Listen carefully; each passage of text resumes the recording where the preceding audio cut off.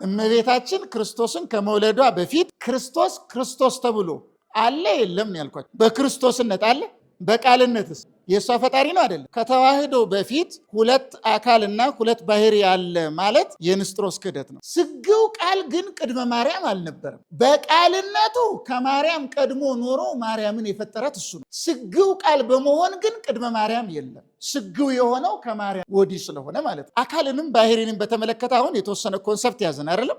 አሁን ተዋህዶን በተመለከተ ደግሞ ልናገር። የሁለቱን ተዋህዶ ማለት የአካልና የባህሪ ተዋህዶ የአካልና የባህሪን ተዋህዶ በተመለከተ የተወሰነ ሐሳብ ላንሳ።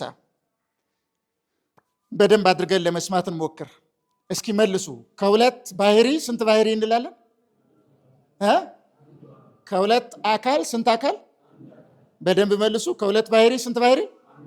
ከሁለት አካል ስንት አካል? እሺ ጥሩ። ከተዋህዶ በፊት ሁለት ባህሪና ሁለት አካላት አሉ የሉ? ከመዋሃዳቸው በፊት ሁለት ባህሪና ሁለት አካል አለ የለም? አለ አይደለ? ይሄ የንስጥሮስ ክህደት ነው። ያዙት። እሺ ያዙት። አይዟችሁ። ክህደት እያወቅን ነው እያስተካከል የምንሄደው። ከተዋህዶ በፊት ሁለት አካልና ሁለት ባህሪ አለ ማለት የንስጥሮስ ክህደት ነው። ኮንሰፕት ይዛችሁ ነው እሺ የምትሄዱት በደንብ። ቅድመ ተዋህዶ እየሰማችሁ ነው ወይ? እየሳቃችሁ ነው እንዴ? በጋራ ነው እንዴ? ይሄ አገላለጹ አለ በሊቃውንት መጻሕፍት ላይ። ቅድመ ተዋህዶ ሁለት አካል ሁለት ባህሪ የሚል አለ። ምን ማለት እንደሆነ ነግራቸዋለሁ። ግን መሰረታዊ ሐሳቡ ሊቃውንት ሲገልጹ ማለት የፈለጉትን አስረዳቸዋለሁ። አሁን ስለ ተዋህዶ እየተነጋገር ስለሆነ ማለት ነው። መናፍቅ አርዮ ንስጥሮስ ግን ቅድመ ተዋህዶ ሁለት አካል አለ ነው የሚለው። በደንብ አድርገን እንስማ። እመቤታችን ክርስቶስን ከመውለዷ በፊት እናንተ ነው የምትነግሩኝ። ክርስቶስን ከመውለዷ በፊት ክርስቶስ ተብሎ አለ የለም? እመቤታችን ክርስቶስን ከመውለዷ በፊት ክርስቶስ ተብሎ አለ የለም ነው ያልኳቸው። በክርስቶስነት አለ፣ በቃልነትስ የእሷ ፈጣሪ ነው አይደለም? አበጥራችሁ ተረዱ። ነው አይደለም? ቃል የእሷ ፈጣሪ ነው አይደለም? ነው አይደለም? ግን ስግው ቃል፣ እስኪ ስግው ቃል በሉ ስግው ቃል ቅድመ ማርያም ነበረ ወይ? አትፍሩ፣ አይዟችሁ። ፎጢኖስ የተባለ መናፍቅ አለ። ፎጢኖስ ምንድን ነው የሚለው?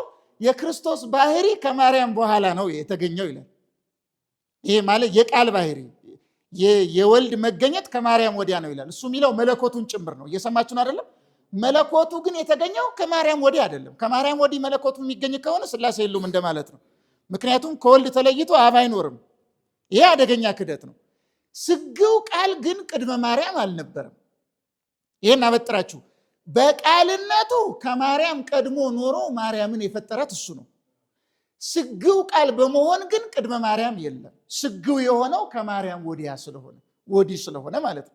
ገብቷችኋል? አነጋገሬ በጥንቃቄ ነው የምንረዳ። አሁን ጥያቄ ልጠይቃችሁ። እመቤታችን የምትጸንሰው ሰውነት እሷ ሳትጸንሰው በፊት ነበረ? የምትጸንሰው ሰውነት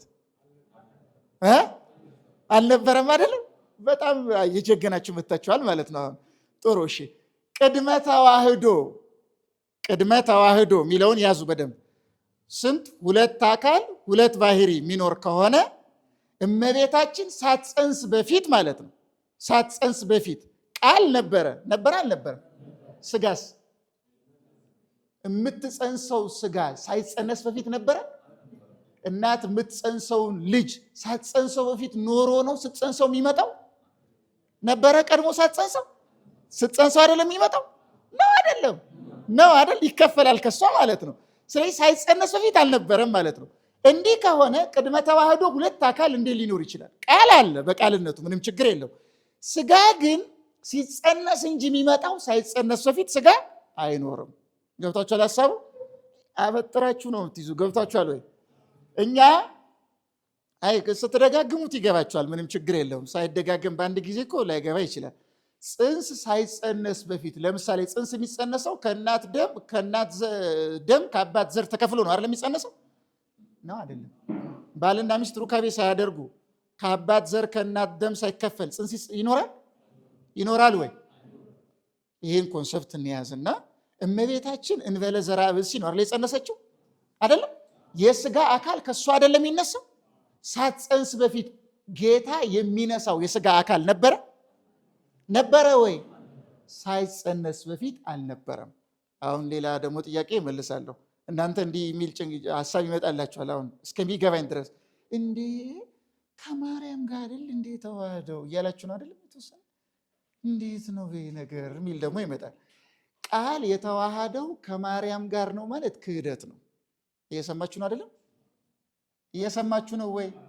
ከማርያም ጋር ቀጥታ ቃል መጥቶ አካላዊ ቃል ከማርያም ሰውነት ጋር ቀጥታ መጥቶ ከሷ ከሚከፈለው ሳይሆን ከሷ ከስጋዋ ስጋ ከነፍሷ ነፍስ ነስቶ ሳይሆን ከሷ ከዋና አካሏ ጋር ከማርያም ከራሷ ጋር ቃል ተዋሃደ ማለት ክህደት ነው። እንዲህ ማለት ክህደት የሚሆነው እንዴት ነው?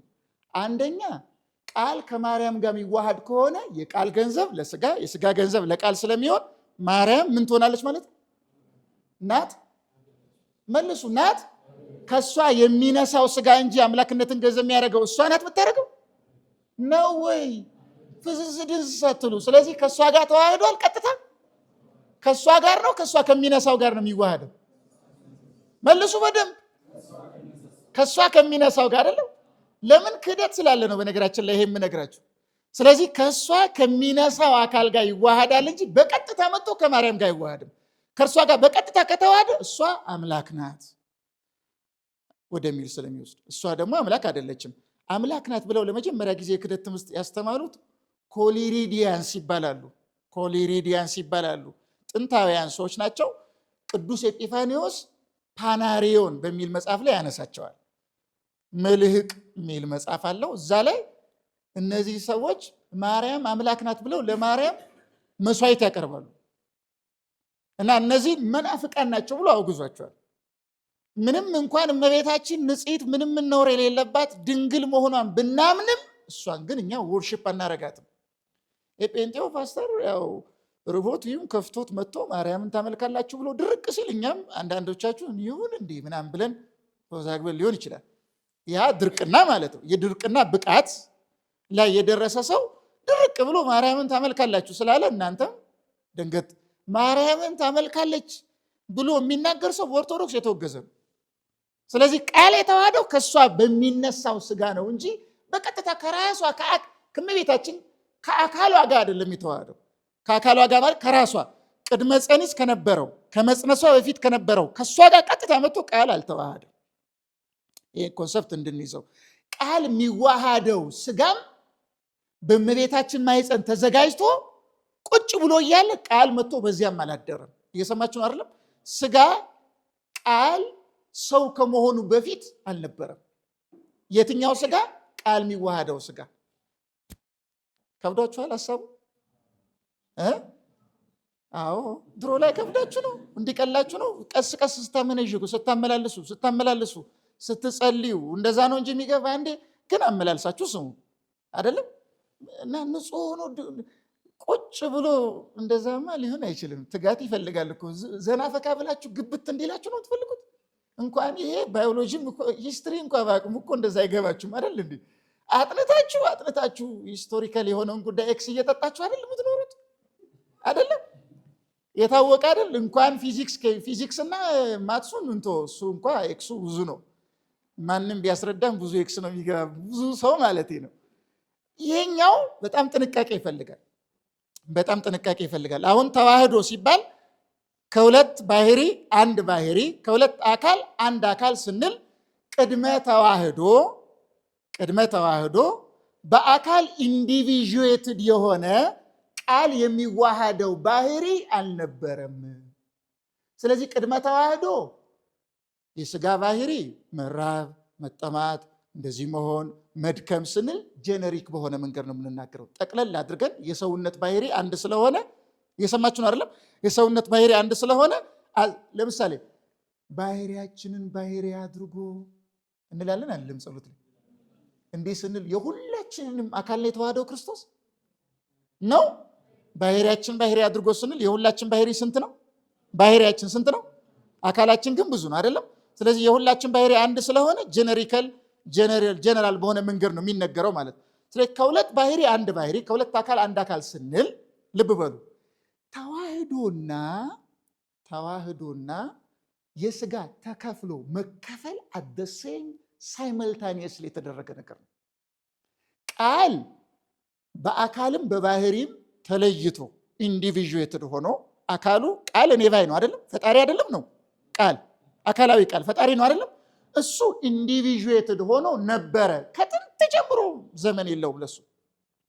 የሚዋሃዳት ስጋ ግን ልክ እመቤታችን ይኩነኒ ባለችበት ቅጽበት በዚያ ቅጽበት ስጋና ነፍስ ይከፈላል።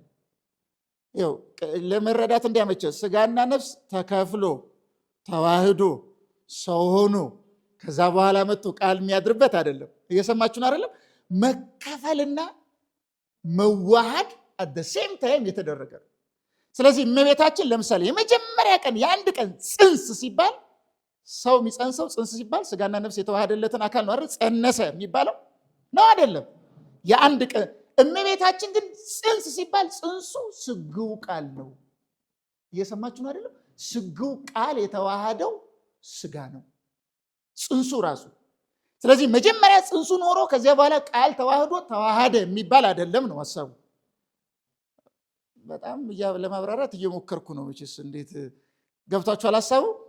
ቃል ጸኒስና የቃል ተዋህዶ አይቀዳደምም ነው። ስለዚህ ጽንስ ስንል ያ ጽንስ ፍጡር አይደለም ስግው ቃል ነው። ሩቅ ብእሲ ሳይሆን ሰው የሆነ አምላክ ነው ጽንሱ።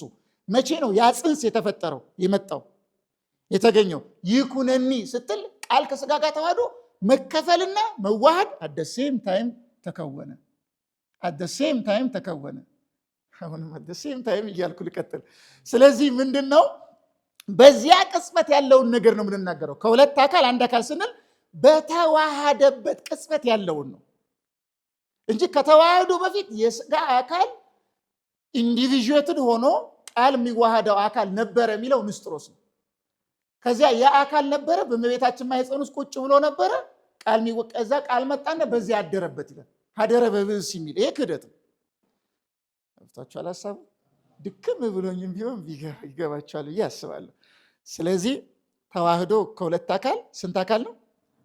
መልሱ። ከሁለት ባህሪ ስንት ባህሪ ነው? ምናምነው ከሁለት አካል አንድ አካል፣ ከሁለት አካል አንድ አካል፣ ከሁለት ባህሪ ስንት ባህሪ ብለን ምናምነው? እቺም በጣም አበጥረ አሁን መጻሕፍት ምን ይላሉ? በተደጋጋሚ ቅዱሳን ሊቃውንት በእመቤት ስጋ ሊዋሃድ በእመቤታችን ማኅፀን ፈጠረ፣ ድንግል ፈጣሪዋን ወለደችው፣ እርሱም የፈጠረውን ተዋሃደ። እንደዚህ የሚሉ ንባባት አሉ። የፈጠረውን የሚሉ ንባባት አሉ። መከፈሉን የሚናገር ነው ስጋ። ምክንያቱም የሚዋሃደው ስጋ ቅድመ ተዋህዶ በጥንተ ፍጥረት በአዳም በኩል አይደለም። አዳም በሚፈጠርበት ጊዜ ነው ተፈጥሮ የሚያበቃው አይደለም ነው አይደለም? ያን ያበቃና ከዚያ በኋላ መከፈል ነው አይደለም የሚኖረው? መራባት መከፈል ነው የሚኖረው። ስለዚህ በጥንተ ፍጥረት ቃል አሁን የሚዋሃደውን ከእመቤታችን የሚከፍለውን ስጋ ፈጥሮታል አልፈጠረው? ጥንት ፈጣሪው ስለሆነ ፈጥሮታል አይደለም? ስለዚህ ድንግል ፈጣሪዋን ወለደችው፣ እሱም የፈጠረውን ስጋ ምን አለ እንላለን ማለት ነው። ባጭር አንድ ነገር ተናግሬ የዛሬውን ጀነራላይዝ አደርጋለሁ ማለት ነው። እየሰማችሁ ነው አይደለም? ባህሪ አካል የተወሰነ ጠጠር የተወሰነ እንደሚከብድ አውቃለሁ።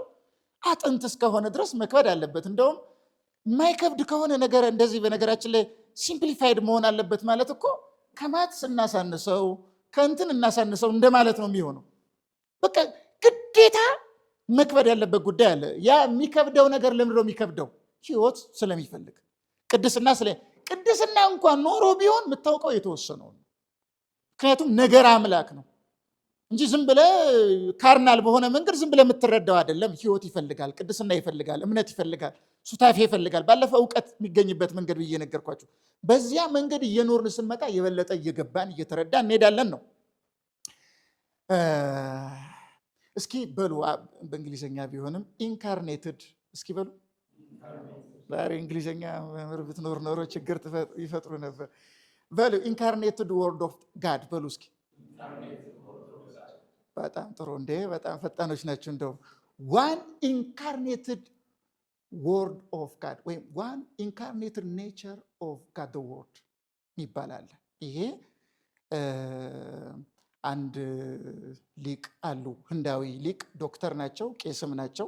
የህንድ ኦርቶዶክስ ቤተክርስቲያን አባት ናቸው። በጣም ድንቅ መጽሐፍ ጽፏል፣ የኬልቄዶን ጉባኤን በተመለከተ ማለት ነው። ሪኤግዛማይንድ ሚል መጽሐፍ ማለት ነው። ምንድነው የሚለው? ካውንስል ኦፍ ካልሴዶን ሪኤግዛማይንድ ሚል እንደገና የኬልቄዶን ጉባኤን እንደገና የመረመሩበት ሪሰርች የሰሩበት መጽሐፍ አለ። እዛ ላይ ምንድነው ስማቸው? ቪሲ ሳሙኤል ይባላል። እና እነሱ ምን ይላሉ? ዋን ኢንካርኔትድ ኔቸር ኦፍ ጋድ ወርድ። አሁን አንዱ የስግው ቃል ባህሪ፣ አንዱ የእግዚአብሔር ቃል ባህሪ ነው የሚለው ቃል በቃል ንባቡ። እየሰማችሁ ነው አይደለም? ዋን ኢንካርኔት ኔቸር ኦፍ ጋድ ወርድ። ጋድ ወርድ የሚባለው ቃል ማለት ነው፣ እግዚአብሔር ቃል ማለት ነው። በሌላ አነጋገር ግን የእግዚአብሔር ቃል አንዱ ስግው ባህሪ ይባላል አይባልም? የእግዚአብሔር ቃል አንዱ ስግው ባህሪ ይባላል አይባልም? እግዚአብሔር ቃል አንድ ስግው ባህሪ አለው አለው ወይ? ቃል እግዚአብሔር ቃል አንድ ስግው ባህሪ ያለው ስግው ቃል ነው እንጂ ስግው ባህሪ ያለው ሩቀ ትስብእት የሆነ ስጋን ገንዘብ ያላደረገ ያልተዋሃደ ቃል ብቻውን ውሁድ ባህሪ ያለው እንዴ? ፍዝዝ ድዝዝ እያለ ስግው ቃልና ቃል ይለያያል አይደለም? ስግው ቃል ማለት ስጋን ገንዘብ ያደረገ ቃል ማለት ነው። ቃል ብቻ ከሆነ ግን ስጋን ገንዘብ ያላደረገ ቃል ማለት ነው አይደለም? ስለዚህ አንዱ የእግዚአብሔር ቃል ባህሪ ነው የሚለው ንባቡ። አንዱ የእግዚአብሔር ቃል ባህሪ ነው የሚለው። ግን እኛ የምንረዳው እንዴት አድርገን ነው ሐሳቡን? አንዱ የስግው ቃል ባህሪ። እስኪ በሉ በአማርኛ አንዱ የስግው ቃል ባህሪ በሉ እስኪ። ስግው ቃል አንድ ባህሪ ያለው ማለት ምን ማለት ነው የሚለውን ሲያብራራ ምንድን ነው የሚለው ይሄ ሊቅ ማለት ነው? አንደኛ ራሱ እግዚአብሔር ቃል እንበለ ውላጤ ያለመለወጥ ሰው ሆነ ማለት ነው። ምን ማለት ነው? አንዱ የስግው ቃል ባህሪ ማለት ምን ማለት ነው ሲባል ሶስት ትርጉም፣ ሶስት ሐሳቦችን የያዘው ይላል። ይሄ ቃል ሶስት ሐሳብ ይዟል ይልና አንደኛው ይላል አንዱ የስግው ቃል ባህሪ ማለት ያ ቃል እግዚአብሔር ቃል ራሱ ያለመለወጥ ሰው ሆነ የሚለውን የያዘ ነው። አንደኛ ሐሳብ እየሰማችሁ ነው አይደለም? እግዚአብሔር ቃል ራሱ እንበለ ውላጤ ሳይለወጥ ምን ሆነ? ሰው ሆነ። አንድ እሱ ነው። ሁለተኛ ደግሞ ቃል የተዋሃደው ስጋ ቅድመ ተዋህዶ አልነበረም። እየሰማችሁ ነው አይደል? ምክንያቱም አንዱ የስግው ቃል ባህሪ ስለሚል ሊሆን የሚችለው አንድ የስግው ቃል ባህሪ ሊኖር የሚችለው እውነተኛ የአካልና የባህሪ ተዋህዶ ሲኖር ነው። ስለዚህ ቃል የሚዋሃደው ስጋ ቅድመ ተዋህዶ መኖር የለበትም፣ የለም። ሁለተኛው አንድ የስግው ቃል ባህሪ የሚለው ቃል የሚያመለክተው ሁለተኛው መልእክት ቃል የሚዋሃደው ስጋ ቅድመ ተዋህዶ የለም። ምን ማለት ነው? ኢንዲቪዥዌትድ ሆኖ ቅድም በነገርኳችሁ ማለት ነው። ፓርቲኩለር ሆኖ ተለይቶ የለም ማለት ነው። ገብቷችኋል? ሐሳቡ ገብቷችኋል? ሁለተኛው መልእክት ይሄ ነው ይላል። ሶስተኛው ደግሞ አንድ አካል ነው ለስግው ቃል ያለው ማለት ነው። አንድ አካል። ምክንያቱም ባህሪ አንድ ከሆነ አካል ስንት ይሆናል? ቅድም ባህሪ ያለ አካል፣ አካል ያለ ባህሪ ብያችኋል አይደል? ስለዚህ አንድ አካል ካለ ስንት ባህሪ ነው የሚኖረው? መልሶ እንጂ አንድ ባህሪ ነው የሚኖረው እና አንድ አካል ማለት ነው። ያ አካል ግን ግዙፍና ረቂቅ ተዋህደው አንድ የሆኑለት አካል ነው። ነጠላ አንድ አካል አይደለም። የብቻ የቃል አካል አይደለም፣ የብቻ የስጋ አካል አይደለም። የሁለቱ ውህድ ነው። የቃልና የስጋ አካል ተዋህደው ነው አንድ የሆኑት። ባህሪውም ነጠላ ባህሪ አይደለም። እግዚአብሔር አንድ ስግው ቃል አንድ ባህሪ ያለው ሲባል ነጠላ አንድ ባህሪ ማለት አይደለም። ስግው ቃል አንድ አካል አለው ሲባል ነጠላ ውሁድ ያልሆነ የቃል ብቻ የስጋ ብቻ አካል ማለት አይደለም። የቃልና የስጋ አካል ተዋህደው አንድ ሆነዋል። የቃልና የስጋ ባህሪ ተዋህደው ስንት ሆነዋል? አንድ ሆነዋል። ይሄንም የሚያመለክት ነው ይላል። ገብታችኋል ሐሳቡ? ስለዚህ በጣም ሰፊና ከበድ የሚል ጊዜ ሊሆን ይችላል። ግን እናንተ በቻላችሁት መጠን ይሄኔ እንደዚህ እያሰባችሁ እኮ ሊሆን ይችላል። ምንድን ነው እንደዚህ የሚያካብዱብን? ዘና ፈካ ብለን ብሉ፣ ጠጡ፣ ንስሐ ግቡ ምናምን አትለንም ምናምን ልትሉ ትችላላችሁ አይደል? እየተሰማችሁ ነው? ለዛ ስሜት ስላዳናችሁ ማወቅ የለባችሁ? ከበዳችሁ ይቅርባችሁ። ፊዚክስ ከብዶኛልና አልማርም የሚል ተማሪ ቢኖርስ? አስተማሪ ጀግና እኮ ነው ኤልስጠ ይለዋል። አፈር ከድሜ ነው የሚያበ ወደ ታጠናለህ ነው የምትባለው። ስራ ቦታ አሁን አንድ ሜካኒክስ የሚሰራውን ስራ እኔ ሙያው ይከብዳል መልመድ አልችልም፣ ቁጭ በል ተጎለት ቤት ነው የሚለው። ወደ ነው የምትለምደው። እየጫርክ እየወደክ እየተነሳ ትለምዳለህ። ሕፃን ልጅ ልክ እንደተወለደ ዳዴ እያለ ነው አይደል? በቃ ቀስ እያለ እየተንከባለለ እየወደቀ ነው እርምጃ የሚለምነው የሚጀምረው ማለት ነው። ያ ግዴታው ነው። መኖር የሚችለው ቁጭ ብሎ ሊኖር አይችልም። እናንተም ልክ እንደዚህ ስለ አምላካችሁ ስለ ፈጣሪያችሁ ማወቅ አለባችሁ። ሌላ ሰው ቢጠይቃችሁ ይሄን ስትማሩ አሁን እንዲህ የሚያስብ ሰው ይኖራል። እኔ ዛሬ መማር የፈለኩት እንደው ጨንቆ የነበረ ከፍቶ የነበረ ደብሮ የነበረ እንደው እግዚአብሔር ያሳርፋችሁ ምናምን የሚል ትምህርት ፈልጌ ስመጣ ከባድ ቦምብ ይጥሉብኛል እያላችሁም ሊሆን ይችላል። አንድ የቤተክርስቲያን ሊቅ መልሷል እንደዚህ አይነት ጥያቄዎች ራሱ ማለት ነው። ስለ እግዚአብሔር ስንማር እግዚአብሔር ደግሞ ስለኛ እኛ የሚያስፈልገንን ነገር በሙሉ በቀጥታ ብንጸልይ ከሚያደርግልን በብዙ እጥፍ ነው የሚያደርግልን። ይሄንን በነገራችን ላይ ለማሳወቅ አሁን ታሪክ እያነሳው ሰዓትም ስለሄደ አልዘረዝርም። ስለ እግዚአብሔር ከተማር ስለሱ እየተማርን እሱ እኛ ምን እንዳስጨነቀን አይረዳንም ብሎ ማሰብ ማለት እግዚአብሔር ሲጀመር ጌታ ሆይ እባክህ ባሌን ጥሩ አድርግልኝ ብለን ሳንጸልይ ሚስቶችም ማለት ነው አይዛችሁ ባሎች እንደው ሚስቴን ጥሩ አድርግልኝ ብለን እንደዛ ተብሎ ሳይጸለይ ምን ልንጸልይ እንደሆነ እግዚአብሔር ያውቃል አያውቅም? እና ስለ ጸለይ ነው እዛ ጋር እኮ ነግረውኝ እያለ ነው የሚሰማው። እንዲህ የምታስቡ ከሆነ ድንቁርና ነው ይሄ። እንደዚህ ማሰብ የለባችሁ፣ እንዲህ ማሰብ የለባችሁ። ስለዚህ ይሄን ስንማር እየነገርን ስላልሆነ ከህይወታችን ጋር የተገናኘ እርዳታ አያደርግልንም። ክፋቱን፣ ዝሙቱን፣ ጥላቻውን ይሄን አያርቅም ብላችሁ እንዳታስቡ፣ ያርቃል። እግዚአብሔር በቸርነቱ በአግባቡ እንድንረዳ ሁላችንም ይርዳል። ያስተማረን የመከረን የአባቶቻችን አምላክ እግዚአብሔር ስሙ የተመሰገነ ይሁን። ወስብሐት ለእግዚአብሔር።